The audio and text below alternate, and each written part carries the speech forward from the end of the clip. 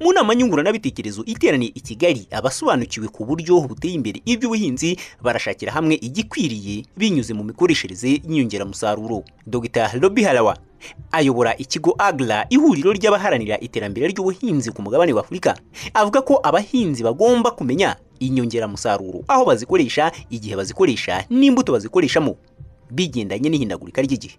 Yes, nibyo mfite ubutumwa mw'abahinzi. Ubutumwa nshaka kuba hano, ntekereza ko guhera ubu ari umwanya mwiza wo kumenya neza ubutaka bwacu. Ese mufite ubutaka bufumbiye mu bice muherereyemo? Ni ryari bugomba gufumbirwa? Ni izihe mbuto ugomba guhingamo? Ariko ikiruta ibindi cyane, buri gihe cyose ugomba guhindura niba ibihe bihindutse. Umenye ese ubu ni bwo buryo bwo guhinga igihingwa iki n'iki? Mu by'ukuri bagomba kugendana n'impinduka. Is this the right time to grow this type of crop? Is this the right time to grow this type of seed? So really they have to be tuned to the world. Abaturuka mu bihugu bitandukanye baragaragaza uburyo bakoresha inyongeramusaruro mu buhinzi, ariko ikigaragara ngo nuko bigomba kongerwamo imbaraga kuko aricyo cyitezwe nk'igishobora kuzamura abahinzi. Uyu ni Ricardo Maria wo mu kigo cy'ubuhinzi cya Mozambique na mugenzi we Dr. Negashi Demis, umushakashatsi mu by'ubuhinzi mu gihugu cya Ethiopia. Mu by'ukuri gukoresha ubutaka bufumbiye ni ikibazo mu kubona umusaruro no kwihaza mu biribwa mu gihugu nka Mozambique. Dutekereza ko bigomba gushyirwamo imbaraga, twumva tugomba kubaka imikoranire n'aba bita ku by'ubuhinzi cyane n'abandi bafatanyabikorwa kugira ngo tuzamure umusaruro w'ubuhinzi mu gihugu cya Mozambique.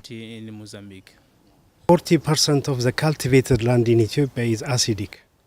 Muri Ethiopia 40% by'ubutaka buhingwa burasharira kubera ko buri mwaka turahomba. Ubutaka bunini ntibutanga umusaruro. Kugira ngo ubutaka nk'ubwo busubizwe agaciro, tugomba gukoresha inyongeramusaruro tugendeye ku bunararibonye bw'ibindi bihugu. Hari ubwoko bwinshi bw'inyongeramusaruro ndetse n'uburyo bwo kuzikoresha. As well as there are different approach how to apply lime.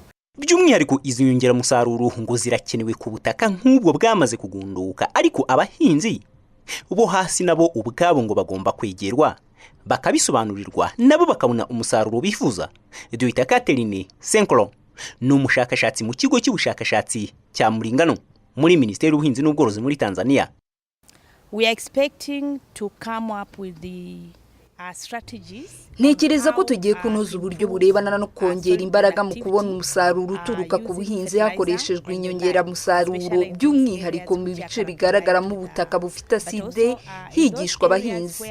Ariko kandi hakanitabwa no kuri babahinzi bato badakoresha inyongeramusaruro kugira ngo nabo babashe kubona umusaruro muri rusange.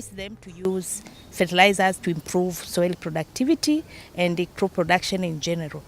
Iterambere ry'ubushakashatsi mu buhinzi nicyo cyafashije ibihugu biteye imbere muri uru rwego kutagira ihungabana ry'umusaruro. Ariyo mpamvu abahinzi baba bagomba gusobanurirwa ibigezweho bituma babona umusaruro, dore ko benshi batanabizi nubwo batunzwe n'ubwo buhinzi. Fulgence Kizwera, Royal TV.